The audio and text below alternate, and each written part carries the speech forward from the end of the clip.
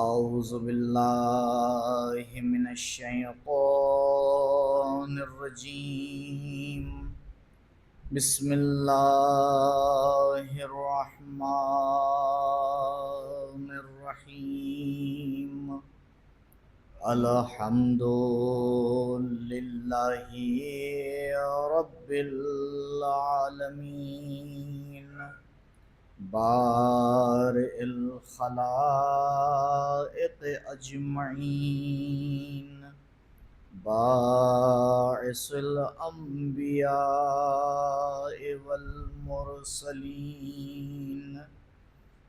والصلاة والسلام على طه وياسين حبیب الہ العالمین،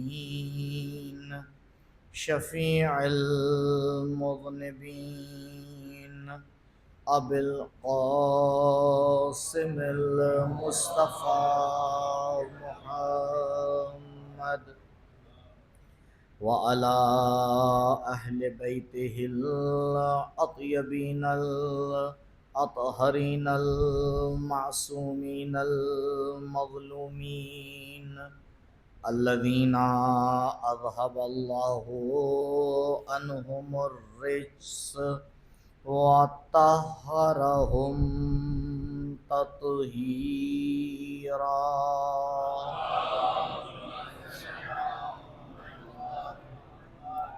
ولا سيما على الحجة الثاني عشر بقية الله المنتظر، واللعنة الدائمة الباقية على أعدائهم وقتلتهم ومنكري فضائلهم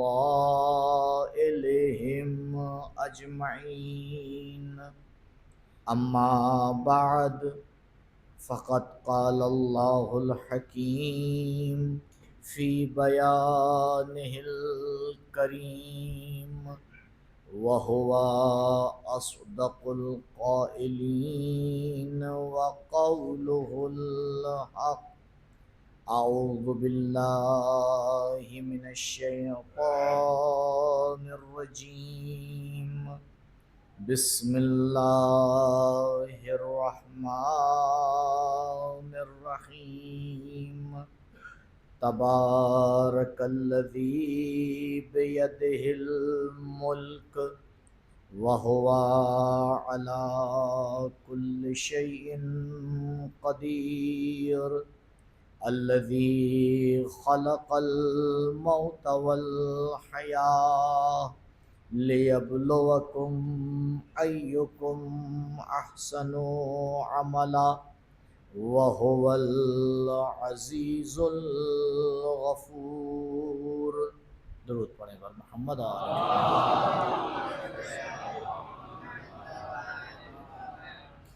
بسم اللہ الرحمن الرحیم. اللہم کل ولیک الحجت ابن الحسن صلواتک علیہ وعلی آبائہ فی هذه الساعة وفي كل ساعة وليا وحافظا وقائدا وناصرا ودليلا وعينا، حتى تسكنه أرضك طوعا وتمتعه فيها طويلا. اللهم صل على محمد وآل محمد. التماس ہے ایک مرتبہ سورہ الحمد اور 3 مرتبہ سورہ اخلاص کی تلاوت فرما کر مرحوم سید اختر عباس ابن سید غلام العباس اور مرحوم سید جعفر شیراز زیدی ابن سید شیراز زیدی کی روح کو ایصال فرما دیں۔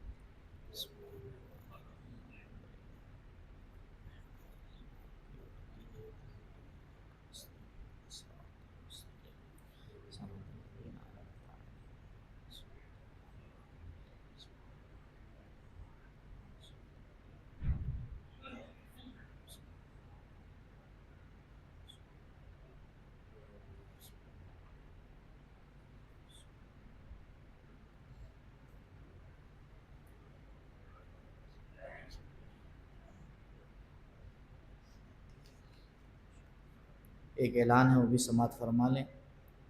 انشاءاللہ کل شام 4 بجے بیت الصلاۃ میں ایک مجلس کا انعقاد کیا گیا ہے من جانب سید علی نواب رضوی صاحب کی طرف سے۔ آپ تمام حضرات سے شرکت کی التماس ہے۔ ایک مرتبہ صلوات پڑھیں بر محمد اور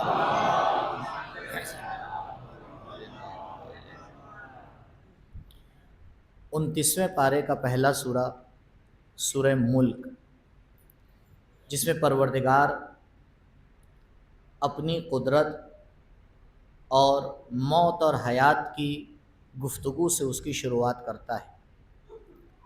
تبارک الذی بیدہ الملک وہو علی کل شیء قدیر۔ قرآن کی لاتعداد خوبصورتیوں میں سے ایک خوبصورتی یہ ہے کہ خود ہی قرآن سوال بھی کرتا ہے اور خود ہی اس کا جواب بھی دیتا ہے۔ سوال اس لیے کھڑا کرتا ہے تاکہ مخاطب غور و فکر کرے، کیونکہ قرآن غور و فکر کے لیے آیا ہے۔ تلاوت کرنا، ثواب حاصل کرنا، مردوں کو ایصال کرنا، یہ سب تو بعد کا کام ہے۔ آپ دیکھیں ہمارے معاشرے میں ایک سنت رائج ہے، اور وہ یہ ہے کہ اگر کوئی اس دنیا سے چلا گیا تو اس کے لیے قرآن تلاوت کیا جاتا ہے، اسے ہدیہ کیا جاتا ہے۔ مولانا صاحب جیسی نظر دینے کھڑے ہوتے ہیں تو بعض جگہ بتایا جاتا ہے اتنے قرآن بخش دیے۔ تب اگر آپ ان سے پوچھیں کہ بھئی آپ یہ کیوں بخشوا رہے ہیں، 10 پارے، 100 پارے، 2 قرآن، 4 قرآن کیوں بخشوا رہے ہیں؟ کیونکہ اس سے مردے کو کیا ہوتا ہے؟ فائدہ ہوتا ہے یا نہیں ہوتا؟ اگر فائدہ نہیں ہوتا تو یہ بخشوایا کیوں جا رہا ہے؟ تو بے شک فائدہ ہے، لیکن عجیب بات ہے، وہی قرآن جس کے لیے ہمارا اٹل عقیدہ ہے کہ یہ مردوں کے لیے مفید ہے، زندہ نہ جانے اس کو کتنا فائدہ مند سمجھتے ہیں۔ تو وہ قرآن جو مرنے کے بعد انسان کے کمال کا باعث بن جائے، اگر اسی کو زندگی میں تلاوت کر لیا جائے، یہ بہرحال ایک اہم کتاب پروردگار نے بھیجی ہے۔ اور یقین کے طور پر یہی بات ہے کہ تنہا پروردگار کا معجزہ جو آج ہمارے اور آپ کے درمیان باقی ہے وہ قرآن ہے۔ اس کے علاوہ آپ کے پاس کوئی معجزہ ہے؟ نہیں۔ معجزے کے طور پر اگر کوئی چیز ہم اور آپ پیش کر سکتے ہیں وہ صرف اور صرف قرآن۔ اور جو اسلام کی حقانیت کی دلیل ہے، 1400 سال ہو گئے، دشمن کا ایک اہم مشن ہے کہ کسی طرح سے اسلام کو ختم کر دیا جائے۔ اور عجیب بات ہے، قرآن نے خود طریقہ بتایا۔ آپ بتائیں کوئی دشمن کو بتاتا ہے کہ ہمیں کیسے ختم کرو؟ قرآن نے خود بتایا، قرآن نے خود طریقہ بتایا ہے کہ اگر تمہیں قرآن کو، اسلام کو ختم کرنا ہے تو ہم تمہیں طریقہ بتا رہے ہیں، اور وہ طریقہ یہ ہے فَأْتُوا بِسُورَةٍ مِّن مِّثْلِهِ۔ اگر لا سکتے ہو تو ایک سورہ لے آؤ، قرآن بھی ختم ہو جائے گا، اسلام بھی ختم ہو جائے گا۔ لیکن 1400 سال گزر گئے، ہزاروں جنگیں ہو گئیں، لیکن دشمن ایک سورے کا مقابلہ نہ کر پایا، تو جو ایک سورے کا مقابلہ نہ کر پائے وہ پورے قرآن کا کہاں مقابلہ کرے گا؟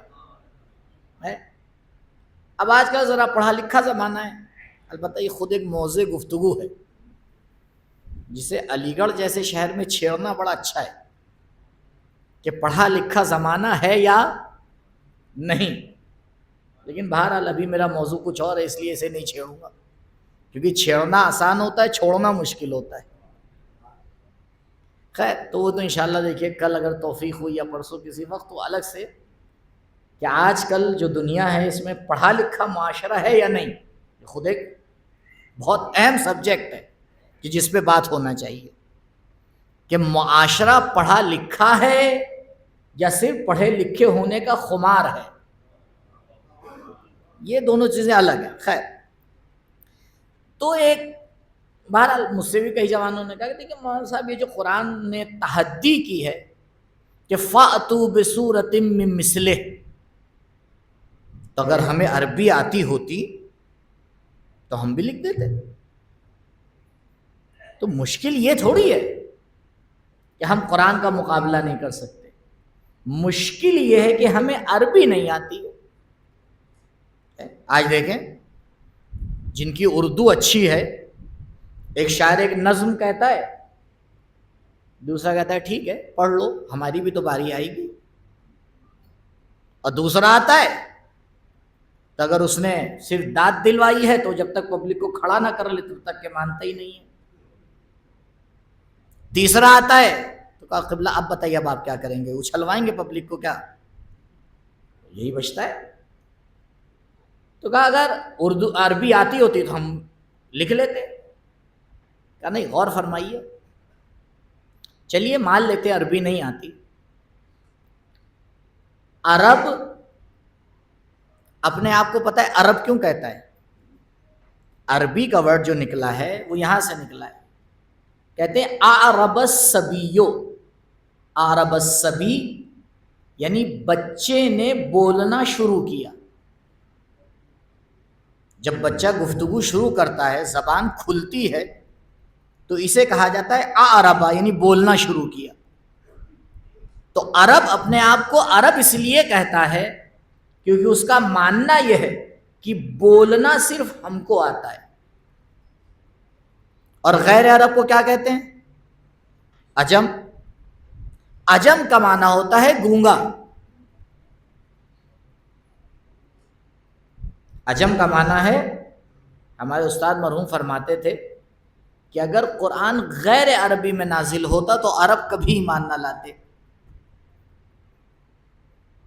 کیونکہ وہ اپنے غیر کو گونگا مانتے، وہ کہتے ہیں بولنا ہی نہیں، بولنا تو ہمیں آتا ہے، کیونکہ جس زبان میں ایک معنی کے لیے 100 سے زیادہ الفاظ ہوں،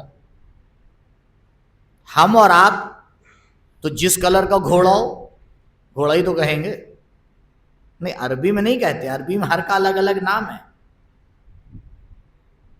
ہماری زبان میں کسی بھی طرح کا انگور ہو ہم انگور کہہ دیں گے، بات ختم ہو گئی، کسی بھی طرح کا شیر ہو شیر کہہ دیں گے، بات ختم ہو گئی، نہیں اس نے ہر الگ حالت کے لیے الگ نام رکھا ہے۔ ہر سال ایک بازار لگتا تھا، بازار عکاظ، اور اس میں ہر شاعر اپنا قصیدہ لا کے پیش کرتا تھا، اور اس میں جو ایک صلاحکار اور ایک داور ہوتا تھا تو وہ آ کے ان تمام قصیدوں میں سے ایک قصیدے کو چنتا تھا، اس سال کا سب سے بیسٹ قصیدہ، اور اس قصیدے کو کعبے کی دیوار کے اوپر لکھ کے ٹانگا جاتا تھا، اور اسے کہا جاتا تھا معلقہ۔ تو جب اسلام آیا تو کعبے کی دیواروں کے اوپر 7 عدد معلقات ٹنگے ہوئے تھے، آج بھی موجود ہیں معلقات سب، آج بھی کتابوں میں موجود ہے، شرح کی جاتی ہے، پڑھایا جاتا ہے کالج یونیورسٹیز میں، کہ وہ عربی کی بالکل اعلیٰ درجے کی گرامر اور اعلیٰ درجے کے وہ معلقات اور وہ اشعار ہیں۔ تو سوال یہاں سے نکلا تھا کہ اگر عربی آتی ہوتی تو جن لوگوں نے معلقات لکھے ہیں انہیں عربی آتی تھی یا نہیں آتی تھی؟ بھئی ہمیں نہیں آتی تو کم سے کم انہیں تو آتی تھی، اتنا تو یقین ہے کہ جو اپنی عربی پہ اتنا ناز کرتے تھے کہ اپنے آپ کو عرب کہتے تھے، دوسرے کو عجم کہتے تھے، اسی عرب کی کیفیت کو قرآن نے آ کے اس طرح سے للکارا کہ ایک مرتبہ صبح لوگوں نے دیکھا کہ یہ معلقات کعبے کی دیوار سے غائب ہو گئے۔ کہا کیا ہوا؟ کہا دیکھا ساتوں کو ہٹا کے ایک نیا معلقہ ٹنگا ہوا ہے، اور اس معلقے کا نام تھا سورہ کوثر۔ جب قرآن نے اپنا سب سے چھوٹا سورہ نازل کیا تو سمجھدار سمجھ گئے کہ یہ کلام انسان کا نہیں ہو سکتا ہے، یہ تو پروردگار کا کلام ہے۔ اسی لیے بسم اللہ الرحمن الرحیم، انا اعطیناک الکوثر فصل لربک وانحر انا شانئک ھو الابتر، اس کے آگے انہی نے لکھا ھذا کلام لیس من البشر، یہ وہ کلام ہے جو بشر کہہ ہی نہیں سکتا ہے۔ تو چاہے عربی آتی بھی ہو تب بھی قرآن کا مقابلہ نہیں کیا جا سکتا ہے۔ درود پڑھیں بر محمد و آل محمد۔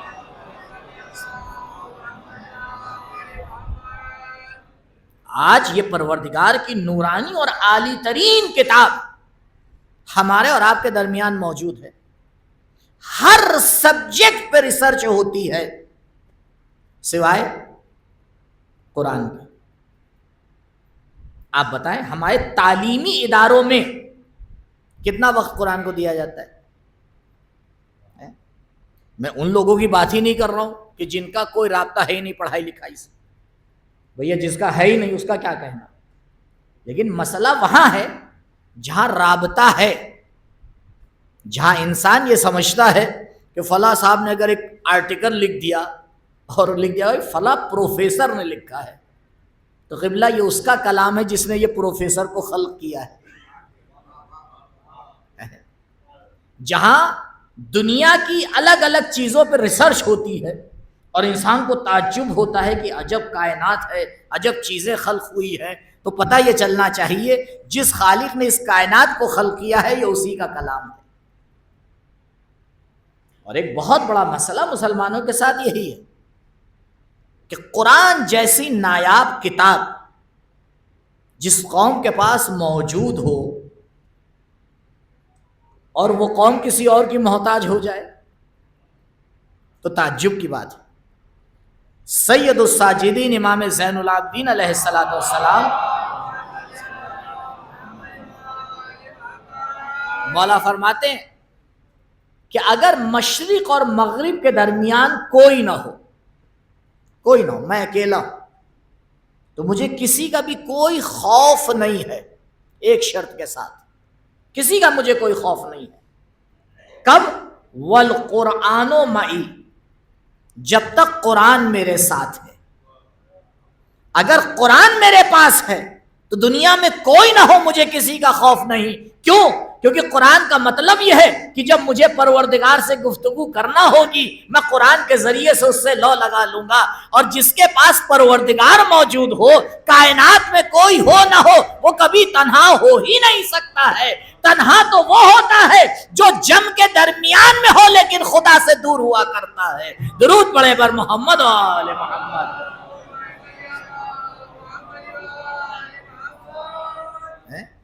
گھبراہٹ، ٹینشن آج کی دنیا کی ایک بیماری ہے۔ لوگ بڑی بڑی دوائیں ڈاکٹر کے پاس جا رہے ہیں، کیا ہوا؟ بالکل سب کچھ فٹ فاٹ۔ ارے قبلہ کیا بتائیں، بہت ٹینشن ہے۔ پہلے تو بڑے لوگوں کو ٹینشن ہوا کرتا تھا، اب جوانوں کو بھی ہونے لگا۔ اب آگے آگے دیکھیے کیا ہوتا ہے۔ یہ بیماریوں کا اسٹیج جو ہے نیچے دھیرے دھیرے چھوٹوں میں بھی آتا جا رہا ہے۔ پہلے شوگر ہوا کرتی تھی، پہلے چائے آتی تھی تو ٹرے میں ایک کپ میں چمچہ رکھا جاتا تھا، آج بھی ایک ہی کپ میں رکھا جاتا ہے، اس میں کوئی چینج نہیں ہوا ہے، بس فرق یہ ہوا ہے پہلے جس میں شوگر نہیں ہوتی تھی اس میں رکھتے تھے، اب جس میں ہوتی ہے اس میں رکھتے ہیں۔ یہی تبدیلی آ گئی ہے۔ تو یہ جو اتنی عام بیماری ٹینشن کا علاج دیکھیے ٹینشن کا علاج اگر کسی نے یہ سوچا کہ ڈاکٹر دوا سے کر دے گا تو معذرت کے ساتھ وہ ڈاکٹر بھی بے وقوف ہے، وہ بیمار بھی بے وقوف ہے، کیونکہ ڈاکٹر جسم کا علاج کر سکتا ہے، روح کا نہیں کر سکتا، اور ٹینشن جسمانی بیماری نہیں ہوتی ہے، روحانی بیماری ہوتی ہے۔ اسی لیے تو قرآن نے بڑھ کے آواز دی الا بذکر اللہ تطمئن القلوب، دیکھو یہ اللہ کا ذکر ہے جو تمہارے قلب اور روح کو زندہ رکھتا ہے۔ اگر تمہیں زندگی چاہیے، اگر تمہیں زندگی کے ٹینشنوں سے دوری چاہیے تو یہ قرآن ہے جو تمہیں زندگی عطا کرے گا، نہ کوئی ڈاکٹر دے سکتا ہے، نہ کوئی دوا دے سکتی ہے۔ درود پڑھیں بر محمد و آل محمد۔ کیونکہ جسم کی بیماریوں کا علاج الگ ہوتا ہے، روح کی بیماریوں کا علاج الگ ہوتا ہے۔ اسی کے ذیل میں ایک اور سوال کا جواب دیتا چلوں، کبھی ہمارے اور آپ کے ذہن میں یہ آیا کہ یہ دعائیں، بعض دعائیں اتنی لمبی کیوں ہیں؟ شب جمعہ حدیث کے ساتھ ہم پڑھ لیتے ہیں، دعائے قبیل نہیں پڑھ پاتے، اور اس کا ایک بہت بڑا ریزن کیا ہے؟ لمبی ہے۔ 2 پیج کے بعد آدمی پلٹتا ہے کتنا بچا ہے۔ نہیں، ہمیں یہ سب تجربے جو ہیں وہ آپ کو تھوڑی ہوں گے، یہ تو میں فری میں اپنے تجربے آپ کو بتا رہا ہوں۔ تو بھائی جن ہستیوں نے یہ دعائیں بتائی ہیں ان کو نہیں پتا تھا؟ دعا ابو حمزہ صومالی، آپ سوچئے وہ 2 لائن کی دعائیں سحر تو ہم پڑھ لیتے ہیں، یا موضعی دا قربتی، بس وہ ہو گیا، پورا قرب نکل گیا۔ اور اگر کوئی کہے کہ بھائی یہ دعا ابو حمزہ پڑھ لی، وہ کہے گا قبلہ تو پھر سحری کب کھائیں گے؟ تو اس کا بھی تو ٹائم چاہیے۔ یا دعائے ندبہ آپ دیکھ لیے، دعائے عرفہ آپ دیکھ لیے، معمولی نے دعائیں کافی بڑی بڑی ہیں، صحیح سجادیہ کوئی اٹھا لے۔ لیکن مسئلہ یہ نہیں ہے یہ دعائیں کیوں لمبی ہیں، سوال یہ دعائیں ختم کیوں ہو گئی۔ ایک آدھ مثال دیتا ہوں، اس سے آپ محسوس کریے گا کہ مسئلہ ہے کیا۔ شیخ بھائی کا نام سنا ہوگا آپ نے، ایک معروف عالم دین ہے، تقریباً آج سے 500 سال پہلے ان کا انتقال ہوا ہے۔ اگر کبھی ملا صدرہ کا نام سنا ہو تو یہ ملا صدرہ کے استاد ہیں۔ شیخ بھائی بہت عظیم شخصیت ہے۔ شیخ بھائی نے خواب میں جناب موسیٰ علیہ السلام کو دیکھا۔ جناب موسیٰ علیہ السلام نے پلٹ کے شیخ بھائی سے سوال کیا کہ قبلہ آپ کا نام کیا ہے؟ تو شیخ بھائی نے 20 نسل تک کے اپنے ابا اور دادا کا نام گنوا دیا۔ ہمیں تو 4-5 تک نہیں یاد ہوتا، ابا یاد ہیں، دادا یاد ہوں گے، پر دادا، اور اس کے بعد بریک، اس کے آگے تھوڑی بڑھے گا۔ تو جناب موسیٰ نے پلٹ کے شیخ بھائی سے کہا کہ شیخ آپ تو عالم دین ہیں، شیعہ قوم کے بزرگ عالم ہیں، میں نے تو صرف آپ سے نام پوچھا تھا۔ ان کا نام تھا محمد، آپ ایک لفظ کہہ دیتے محمد، بات ختم ہو جاتی۔ یہ اتنی لمبی طول و تفصیل، کوئی منبر پہ تھوڑی آپ بیٹھے ہیں۔ تو شیخ بھائی نے پلٹ کے جواب دیا کہ یا موسیٰ، یہ تو میں نے آپ ہی سے سیکھا ہے۔ تو جناب موسیٰ نے کہا مجھ سے سیکھا ہے؟ کہ یہ بتائیے کوہ طور پہ پروردگار نے آپ سے کیا پوچھا تھا؟ بھئی یہی تو پوچھا تھا، ما تلکا بیمینک یا موسیٰ، اے موسیٰ تمہارے دائیں ہاتھ میں کیا ہے؟ آپ صرف ایک لفظ کہہ دیتے عصا، آپ کہہ دیتے چھڑی، بات ختم ہو جاتی۔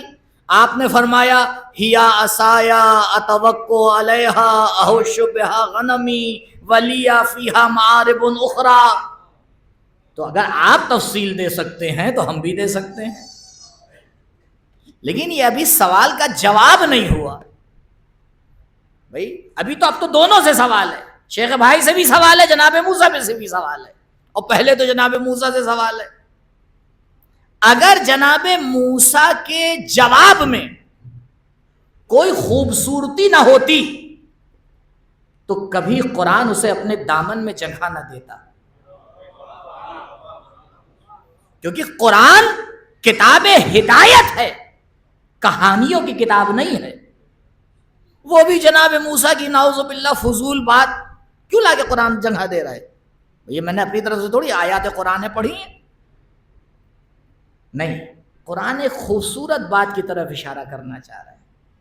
کہا دیکھو دو طرح کے مخاطب ہوتے ہیں، ایک مخاطب ہوتا ہے جس سے بات کرنے والا محبت کرتا ہے، اور ایک مخاطب ایسا ہوتا ہے جس سے نارملی بات کرتا ہے۔ اگر رابطہ نارمل ہوتا ہے تو جواب اتنا ہی دیا جاتا ہے جتنا سوال ہے، لیکن اگر رابطہ محبت کا ہوتا ہے تو سوال چھوٹا ہوتا ہے، جواب لمبا ہوتا ہے۔ کیوں؟ کیونکہ بولنے والا چاہتا ہے کہ اپنے معشوق کے ساتھ رابطے کو برقرار رکھے، رابطہ گفتگو سے ہوتا ہے۔ موسیٰ کو جب کوہ طور پہ پروردگار سے گفتگو کا موقع ملا تو اب موسیٰ نے اس موقع کو ہاتھ سے نہیں جانے دیا، کہا پروردگار سوال تو نے چھوٹا کیا ہے لیکن جواب کو طولانی رکھوں گا تاکہ میرا تجھ سے رابطہ برقرار رہے۔ جناب موسیٰ کی اس بات کو جناب شیخ بہائی بھی سمجھ گئے، کہا اے موسیٰ آپ کا رابطہ خدا سے ہوا تھا، میرا رابطہ آپ سے ہو رہا ہے، بس دعاؤں کا یہی مسئلہ ہے۔ جب اہل بیت کا رابطہ پروردگار سے ہوتا ہے تو اب تعجب یہ کرنا چاہیے دعا ختم کیسے ہو گئی، اب تو رابطہ باقی رہنا چاہیے، دعا کو باقی رہنا چاہیے۔ درود پڑھے بر محمد و آل محمد۔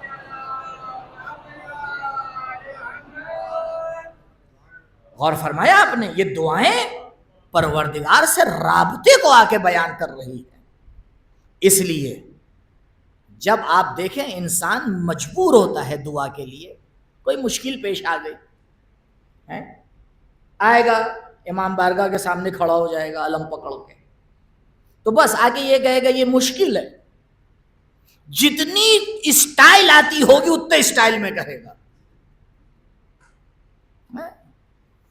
خدا نہ خاصہ اگر آپ نے کبھی آزمایا ہو کوئی وینٹیلیٹر پہ ہو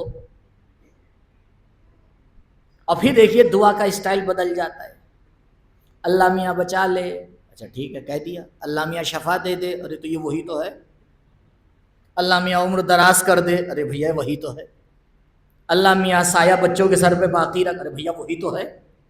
تو یہ جو چار اسٹائل میں آپ نے کہا تو یہ چار باتیں تھی یا ایک بات تھی؟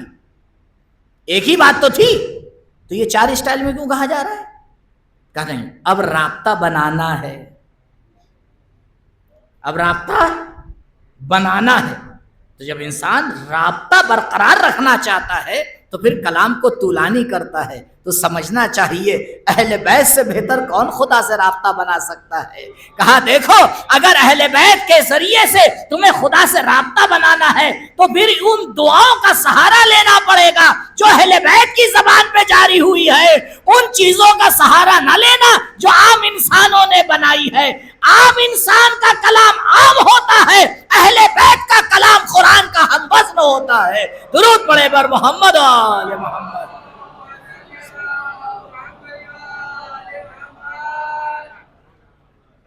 قرآن ایک معجزہ کتاب ہمارے اور آپ کے درمیان میں ہے، لیکن کیا کیا جائے، ہم نے تبرک حاصل کرنے کے لیے تو اس کتاب کو اپنے گھروں میں رکھا ہے، لیکن زندگی پانے کے لیے اس کتاب کا استعمال نہیں کرتے۔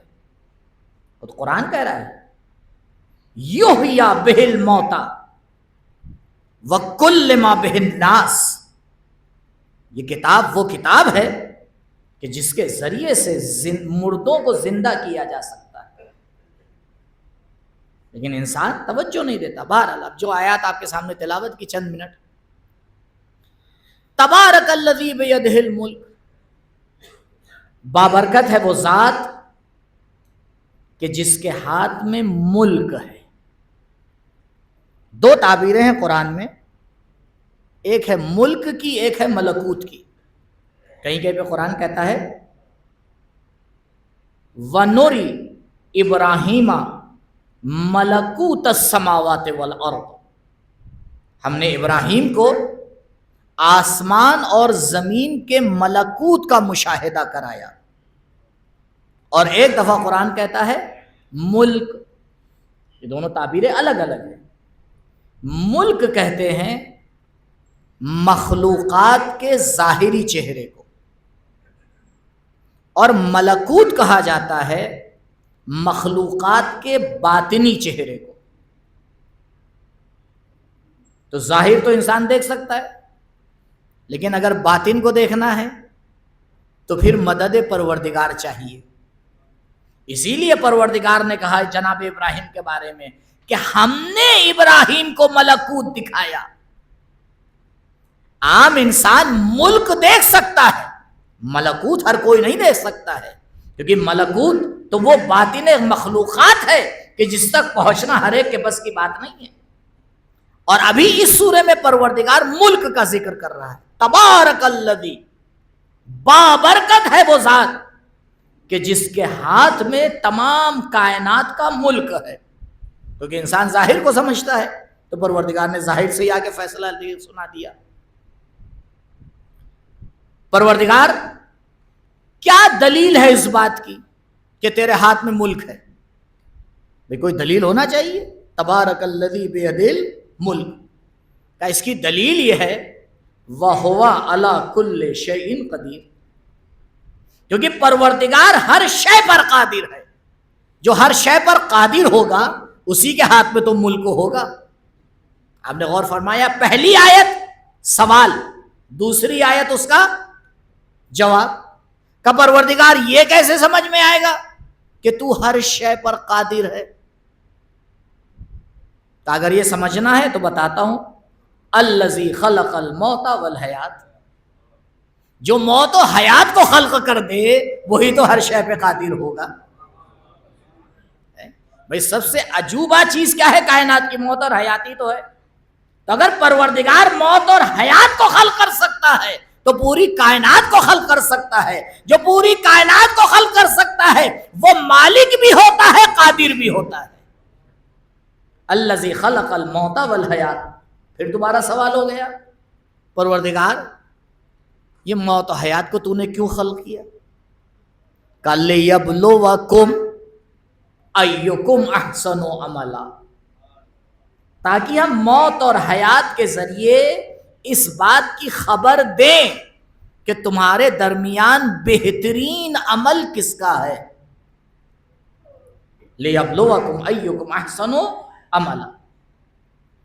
اب یہی تک جو قرآن آپ دیکھ رہے ہیں، ہر آیت سوال اور ہر بعد والی آیت اس کا جواب.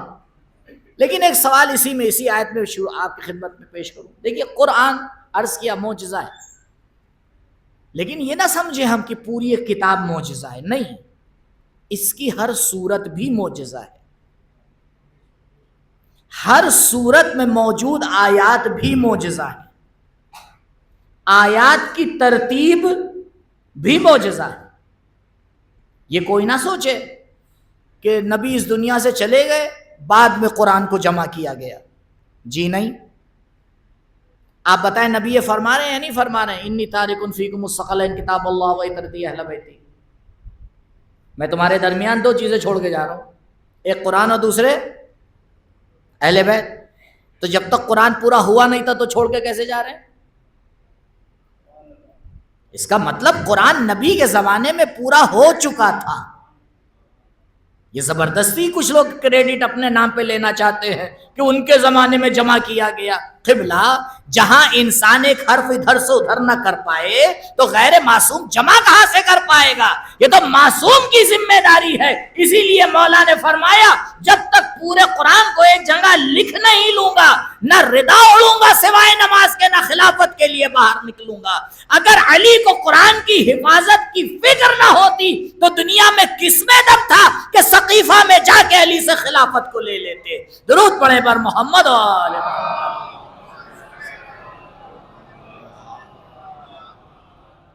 یہ قرآن جس ترتیب سے نازل ہوا ہے یہ وہ ترتیب نہیں ہے. قرآن نازل ہوتا تھا، نبی حکم فرماتے تھے کہ اس آیت کو یہاں لکھو، اس سورے کو اس سورے کے بعد لکھو. جس طرح سے قرآن معجزہ ہے اس کی ترتیب بھی معجزہ ہے. ترتیب مسلمانوں کی بنائی بھی نہیں ہے. ایک ایک حرف جہاں پر ہے وہ قرآن کی طرف سے بتایا گیا ہے. ابھی ہم لوگ کے درمیان پتہ نہیں کہاں سے مشہور ہو گیا ہے، نہیں اصلی قرآن تو امام کے پاس ہے. یہ جانتے کیوں مشہور کیا گیا ہے؟ تاکہ اس قرآن سے ہمیں دور کیا جائے. جی یہ پروگنڈے ہم تو سمجھ نہیں پاتے ہیں. یہ قرآن تو ایسا ہی ہے، اگر ماں ایسا ہی تو استخارہ کیوں دکھواتے ہیں؟ استخارہ دکھوانا ہے تو یہی قرآن یاد آتا ہے. اور جب ہدایت پانا ہے نہیں اصلی قرآن تو امام کے پاس ہے، مولا کے پاس ہے، انشاءاللہ لے کے آئیں گے. جی نہیں، اہل بیت علیہم السلام نے بھی اسی قرآن پہ عمل کیا ہے. اگر کوئی دوسرا قرآن ہوتا تو بتاتے یا نہ بتاتے؟ یہ بالکل بیجا اور باطل فکر ہے کہ دو قرآن ہے، ایک ہمارے پاس ہے، یہ تو ان لوگوں نے جمع کیا ہے. ان لوگوں نے کیا ہوتا ہے بھائی؟ غیر معصوم میں دم کیا کی جو قرآن کو جمع کرے گا؟ ذرا سی بات پہ غور کرنا چاہیے. یہ دشمن کی سازش ہے ہمیں قرآن سے دور کرنے کے لیے. حرف بہ حرف آپ بتائیں قرآن معجزہ ہے یا نہیں ہے؟ تو یہی قرآن معجزہ ہے یا کوئی دوسرا معجزہ ہے؟ اگر معجزے والا قرآن کہیں چھپا کے رکھا گیا ہے تو پھر تحدی کا کیا معنی ہوتا ہے؟ پھر تو ہر کوئی آگے کہہ دے گا کہ بھائی قبلہ وہ اصلی قرآن لائیے تب ہم آپ کو جواب دے کے بتاتے ہیں. یہ کون سا طریقہ ہو گیا؟ دقیقاً جو قرآن ہمارے گھروں میں موجود ہے، دقیقاً جو قرآن ہماری مساجد میں موجود ہے، یہ وہی ہے جو نبی کے قلب پہ نازل ہوا ہے. اسی کے لیے کہا گیا ہے فیہ شفاء للناس، اس کے اندر لوگوں کے لیے شفا ہے. اگر شفا نہ ہوتی تو اسے پڑھ کے ہدیہ نہ کرتے. بھائی اسی قرآن کو ہدیہ کرتے یا نہیں کرتے؟ نماز میں اسی قرآن کو پڑھتے یا نہیں پڑھتے؟ تو یہی وہ قرآن ہے. اب آپ کہیں گے ٹھیک ہے مولانا صاحب یہی وہ قرآن ہے تو پھر مولا کے پاس کیا ہے؟ اصلی ٹینشن تو اب شروع ہوگا. تو وہ ان کے پاس کیا ہے؟ عجیب عجیب باتیں آپ کر رہے ہیں، کچھ الگ تو ہوگا. جی ان کے پاس جو قرآن ہے وہ وہی ہے جو مولائے کائنات نے اپنے ہاتھ سے لکھا تھا. فرق کیا ہے؟ فرق غور کریے گا، اصل قرآن میں کوئی فرق نہیں ہے. حرف بحرف جو قرآن مولا نے لکھا ہے وہ یہی ہے جو ہمارے پاس ہے. فرق کیا ہے؟ فرق یہ ہے کہ مولا نے صرف قرآن نہیں لکھا تھا، قرآن کے حاشیے میں تفسیر بھی لکھی تھی. آیت نازل ہوئی اہدنا الصراط المستقیم، مولا نے حاشیے میں لکھا صراط مستقیم علی ابن ابی طالب ہے. آیت نازل ہوئی ان جاءکم فاسق بنبأ، اگر کوئی فاسق تمہارے پاس کوئی خبر لے کے آیا تو پہلے اس کی جانچ اور پڑتال کرنا، ایسے ہی ٹی وی کھول کے ہر خبر کو قبول نہ کر لینا. مولا نے لکھا فاسق سے مراد یہاں پر کون ہے؟ قرآن نے کہا انا آتینا کل کوثر، مولا نے حاشیے میں لکھا کوثر سے مراد میری زوجہ فاطمہ زہرا ہے. قرآن نے کہا مرج البحرین یلتقیان بینہما برزخ لا یبغیان، کہا ان بحرین سے مراد میرے شہزادے حسن اور حسین ہیں. قرآن نے کہا انما یرید اللہ لیذھب عنکم الرجس اہل البیت، مولا نے حاشیے میں لکھا اہل بیت سے مراد میں ہوں، رسول ہیں، فاطمہ ہیں، حسن اور حسین ہیں، اور حسین کی نسل سے 9 اولاد ہے. قرآن نے آگے بار بار آیات کو ذکر کیا هل اتى على الانسان حين من الدهر لم يكن شيئا مذكورا، مولا نے حاشیے میں لکھا یہ سورہ انسان علی کی شان میں نازل ہوا ہے. قرآن فضائل بتاتا گیا، علی فضائل لکھتے چلے گئے. درود پڑھے بر محمد و آل محمد.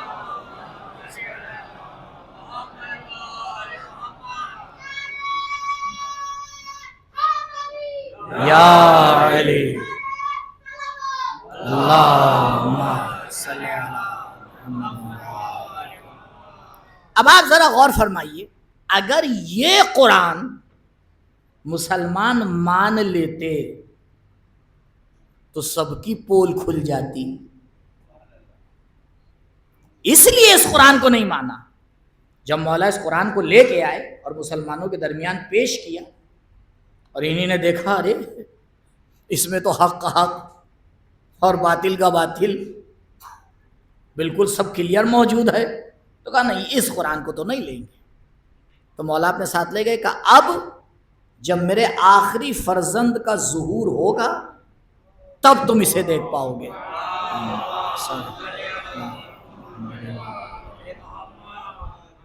آپ سوچئے کتنی بڑی نعمت سے مسلمان محروم ہو گئے. آج وہ تفسیر لکھتے ہیں وہ کہتے ہیں یہ، وہ تفسیر لکھتے ہیں وہ کہتے ہیں یہ، تیسرے آتے تفسیر لکھتے کہتے ہیں دونوں غلط میں صحیح، چوتھا آتا کہتے ہیں تینوں غلط چوتھا صحیح، اسی پہ لڑائیاں چل رہی ہیں. تو اگر لسان اللہ کی بات کو مان لیا ہوتا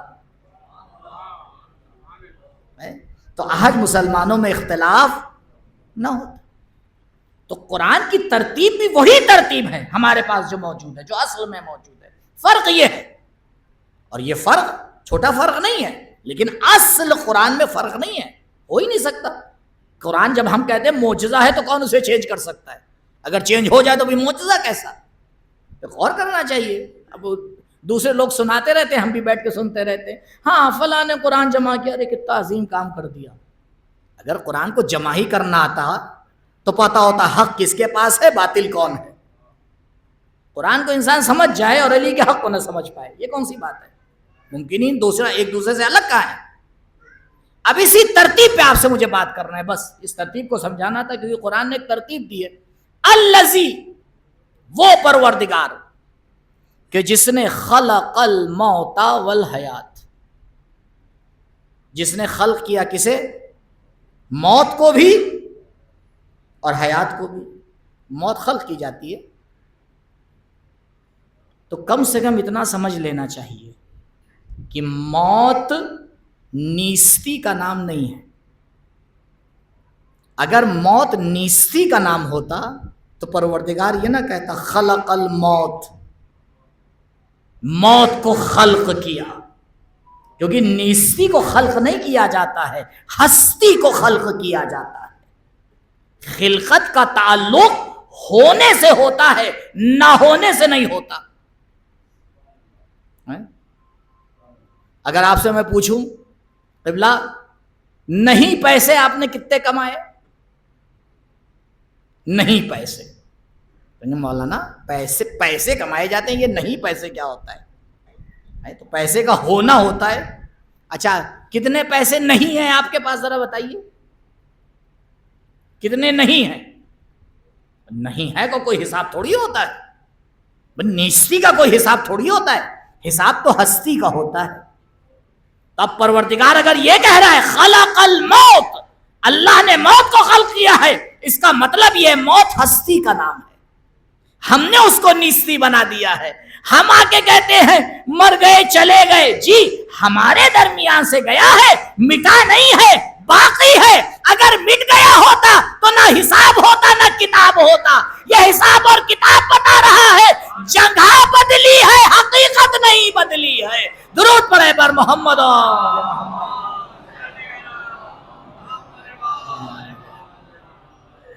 اور جس موت کو ہم بھیانک سمجھتے ہیں، یقین مانیے بہت خوبصورت ہے. اور اگر یقین نہ آئے تو پھر 14 سال والے سے پوچھئے، وہ بتائے گا. احلا من الاصل، شہد سے زیادہ شیرین. اب برا نہ مانیے، ایک جملہ کہنے جا رہا ہوں، شہد کتنا ہی میٹھا کیوں نہ ہو، لیکن اگر انسان کو بخار ہے تو وہ شہد کے مزے کو بھی نہیں سمجھ پاتا. مصیبت ہمارے لیے ہے کہ ہمارے ٹیسٹ ڈیولپ نہیں ہوئے ہیں، ہمارا مزاج بگڑا ہوا ہے. جن کا مزاج کربلائی ہوتا ہے وہ موت کو آگے بڑھ کے گلے سے لگا کے بتاتے ہیں کہ موت تو بڑی میٹھی ہے، یہ ہم بیمار ہو گئے ہیں جسے کڑوا سمجھ لیتے ہیں. درود پڑھے بر محمد.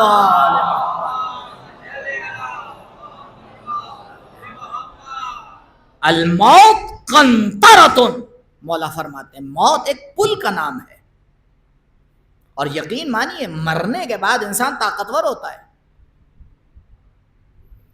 آپ نے روایات میں نہیں سنا ہے کہ مردہ دیکھتا ہے کون تشیع جنازے میں آیا؟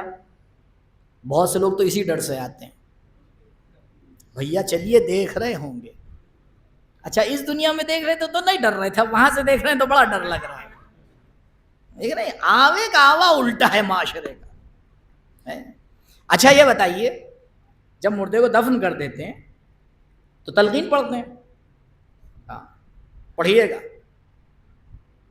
ضروری تھوڑی ہے تلقین سے مولانا ہی پڑھیں، عوام کو ہی پڑھنا چاہیے، ذرا پتہ تو چلے ہوتا کیا ہے۔ تلقین میں کیا کہتے ہیں بھئی یہ بتائیے، تلقین مولویوں نے بنائی ہے یا مولا نے بنائی ہے؟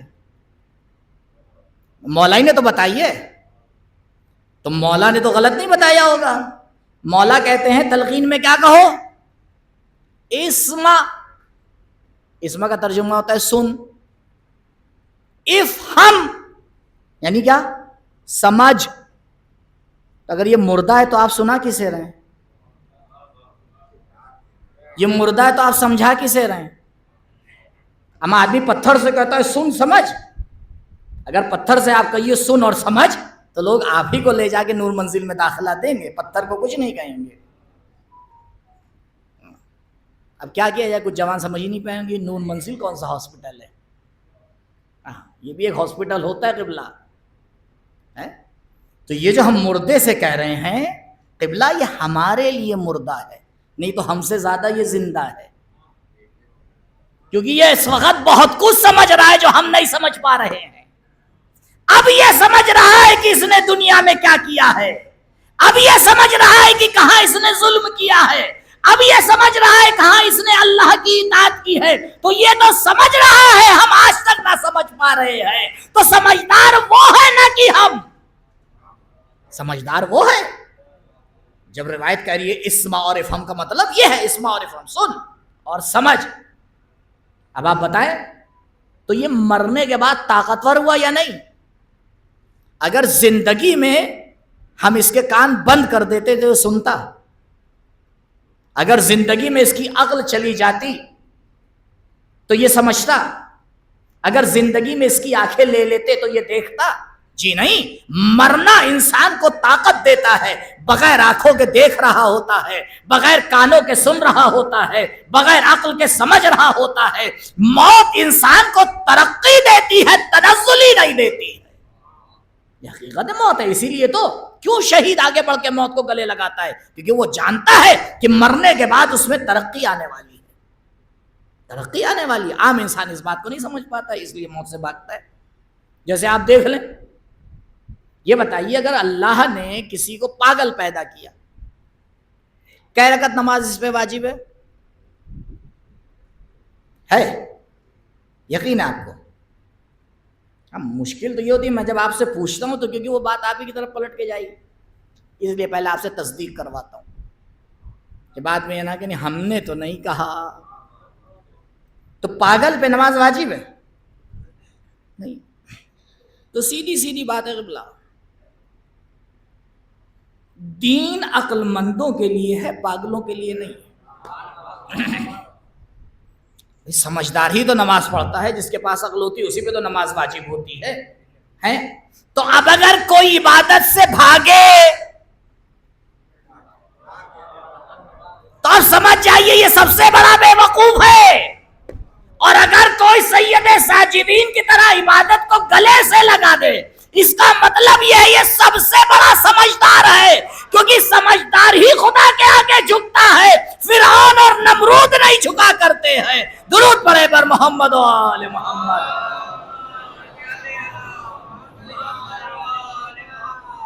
الذی خلق الموت والحیات، 2-4 منٹ بس بچے ہیں، اس بات کو میں ختم کر دوں۔ خلق الموت والحیات، کہ جس نے موت اور حیات کو خلق کیا۔ تو قرآن نے پہلے ذکر کیا موت کا، اس کے بعد ذکر کیا حیات کا۔ تو پہلے موت ہوتی ہے یا پہلے حیات؟ پہلے انسان اس دنیا میں آئے گا تب تو مرے گا، لیکن قرآن نے کہا پہلے موت، پہلے ہم نے موت کو خلق کیا۔ اور اس کے بعد حیات کو خلق کیا. ہم کہتے ہیں پروردگار یہ کون سی بات ہے؟ پہلے تو نے حیات کو خلق کیا ہے، اس کے بعد تو موت آئے گی. بس یہی مشکل ہے. قرآن مت بدلیے، اپنی سوچ کو قرآن کے مطابق کرنے کی ضرورت ہے. اگر انسان موت کی حقیقت کو سمجھ جائے تو سوال بڑا آسان ہے. ابھی میں نے آپ کے سامنے عرض کیا کہ روایت نے کیا کہا؟ الموت قنطرہ، موت ایک پل کا نام ہے. انسان جب پیدا ہوتا ہے تو اس دنیا سے اس دنیا میں آتا ہے یا نہیں آتا؟ پیدا ہونے کا مطلب کیا ہے؟ بھئی ہمیشہ تو اس دنیا میں نہیں ہے نا. پیدا ہو رہا ہے یعنی عالم زر، آپ مان لیجئے فی الحال، وہ خود ایک بحث ہے، عالم زر سے اس دنیا میں آ رہا ہے یا نہیں آ رہا ہے؟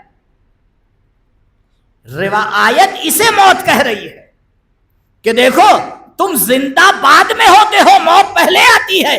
کیونکہ اگر اس عالم سے اس عالم میں نہیں آؤ گے تو پھر دنیا میں تمہیں زندگی کہاں پر ملے گی؟ ہم بعد والی موت کو سمجھتے ہیں، قرآن پہلے والی موت کو کہہ رہا ہے. پہلے موت ہوتی ہے تب جا کے حیات ملتی ہے. پہلے موت ہوتی ہے. انسان جب اس دنیا میں آئے گا ہی نہیں تو اسے زندگی کہاں سے ملے گی؟ اور یاد رکھیے، انسان جب اس دنیا میں آتا ہے وہ اہم ہے. بس آخری بات، آپ ایک گلاس میں جگ بھر کے پانی بھر سکتے ہیں؟ نہیں بھر سکتے، آئے گا ہی نہیں. تو اگر ہم یہ چاہ رہے ہیں، بس چند منٹ میرے ساتھ رہیے گا، رزلٹ آپ کے حوالے. اگر ہم یہ چاہ رہے ہیں جگ کا پانی گلاس میں آ جائے تو دو ہی کام کر سکتے ہیں، یا جگ چھوٹا کریں یا گلاس بڑا کریں. اور کوئی تیسرا راستہ ہے؟ نہیں ہے نا. پروردگار نے ہر انسان کو ایک ظرف دیا ہے، ہر انسان کو ایک ظرف دیا اور بغیر مانگے دیا ہے. اگر انسان اپنے ظرف کو سمجھ جائے تب اس کی زندگی حیات بن جاتی ہے. انسان اگر سمجھ جائے کہ پروردگار نے اسے کتنا ظرف دیا ہے.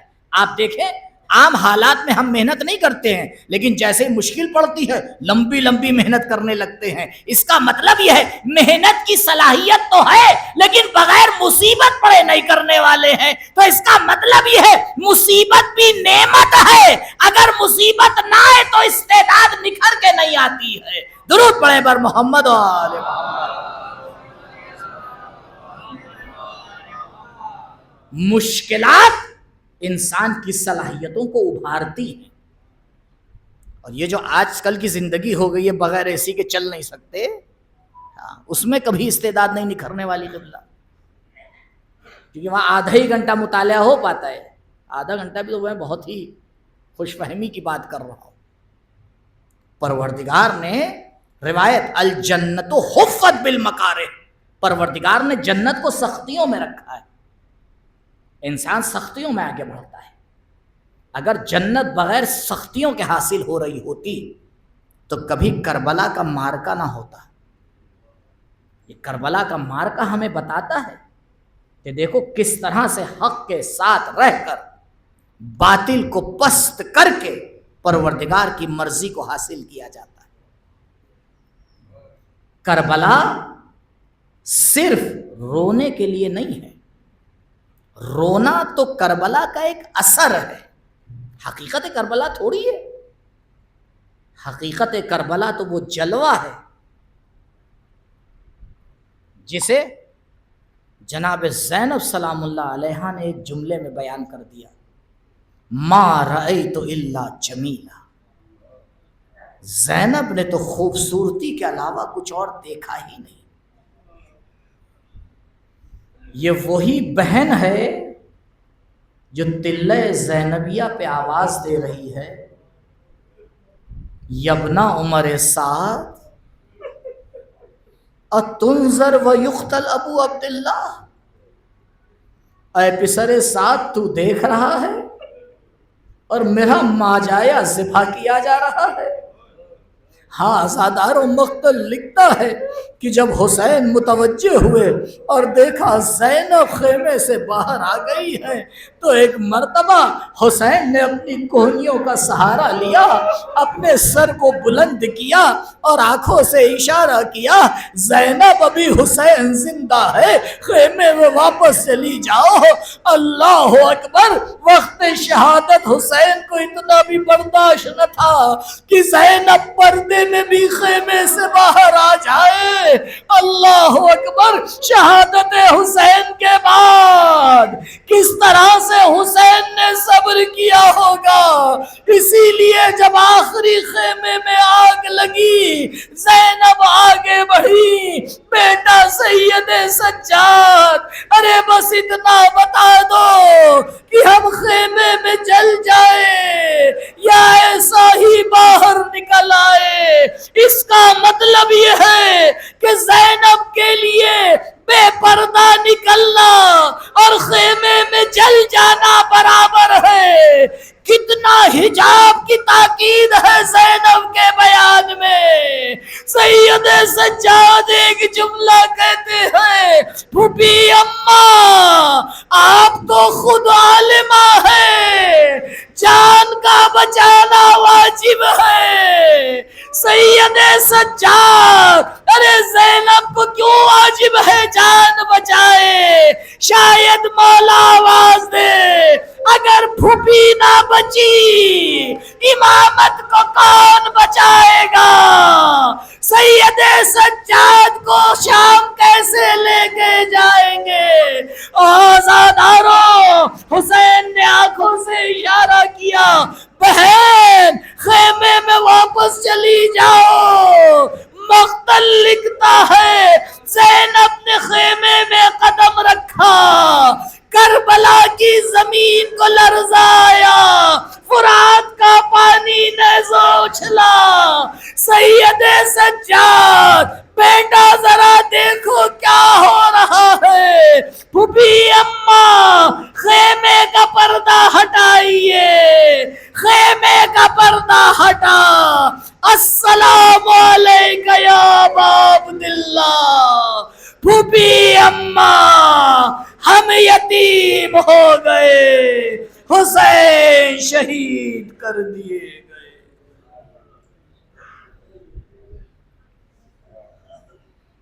الا لعنۃ اللہ علی القوم الظالمین، سیعلم الذین ظلموا ای منقلب ینقلبون، انا للہ و انا الیہ راجعون، رضا بقضائہ و تسلیما لامرہ، لا معبود سواک یا غیاث المستغیثین۔ بار الہ امام کے ظہور میں تعجیل فرما، ہمارا نام ان کے اعوان و انصار میں شمار فرما، پرچم اسلام سر بلند فرما، پرچم کفر و نفاق امریکہ اسرائیل نیست و نابود فرما، روضہ مقدسہ کی حفاظت فرما، بقیع کے تعمیر کے اسباب مہیا فرما، مملکت اسلامیہ کی حفاظت فرما۔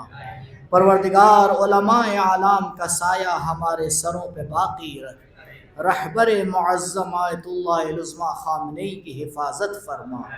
پروردگار، ہمارے مرحومین پر، بالخصوص جن مرحومین کے ایصال ثواب کے لیے اس مجلس کا انعقاد کیا گیا ہے، ان پر اپنی رحمت خاصہ کا نزول فرما، انہیں جوار معصومین علیہم السلام میں جگہ عنایت فرما۔